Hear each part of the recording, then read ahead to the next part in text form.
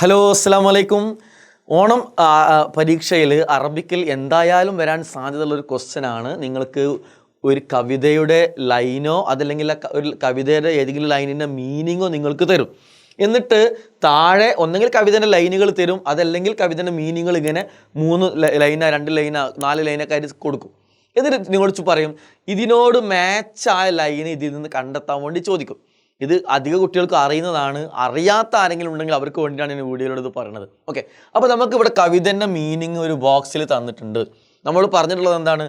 ഈ 3 കവിതയുടെ കവിതകളിൽ ഏത് വരിയുടെ മീനിങ് ആണ് ഇതെന്നാണ് ചോദ്യം. അപ്പോൾ സ്വാഭാവികമായിട്ടും അറബി വായിക്കാനും അറബിയുടെ വാക്കുകളുടെ മീനിങ് അറിയാത്ത കുട്ടികളെ സംബന്ധിച്ചോളം ഈ മാർക്ക് കിട്ടൂല, മിസ്സായി പോകും. എന്നാൽ ഇതിന് 2 മാർക്ക് 3 മാർക്കൊക്കെ ഉണ്ടാവും. വളരെ ഈസി ആയിട്ട് ഒരാളെ സഹായിക്കാൻ നമുക്ക് എന്ത് ചെയ്യാൻ പറ്റും? മീനിങ് ഒന്നും അറിഞ്ഞില്ലെങ്കിലും ഇതിൻ്റെ ഫുൾ മാർക്ക് വാങ്ങാം. എങ്ങനെയാണെന്നറിയാം? നിങ്ങൾ ചെയ്യേണ്ടത്, നിങ്ങൾ ഇതിന് ആൻസർ ചെയ്തുമ്പോൾ ഇത് ആദ്യം ആൻസർ പേപ്പറിലേക്ക് എടുത്ത് എഴുതുക. എന്നിട്ട് ഇതിൻ്റെ ആൻസർ നമ്മൾ കണ്ടെത്താൻ പോകുന്ന ആൻസർ ഏതാണോ അതെടുത്ത് തൊട്ട് താഴെ എഴുതുക. 2 എടുത്ത് എഴുതണം കേട്ടോ. ഓക്കെ, ഇനി എങ്ങനെ കണ്ടെത്താം? നമ്മളിങ്ങനെ വായിച്ച് നോക്കാം. ഈ കൊടുത്തിട്ടുള്ള ബോക്സിനുള്ളിൽ കൊടുത്ത വരിയുടെ അതേ വാക്കുകൾ ഇതിൽ ഏത് ലൈനിലാണ് കൂടുതൽ, 1 2 എന്നല്ല, കൂടുതൽ മാച്ച് ചെയ്യുന്ന അല്ലെങ്കിൽ റിപ്പീറ്റ് ചെയ്ത് വരുന്നത് നോക്കാം.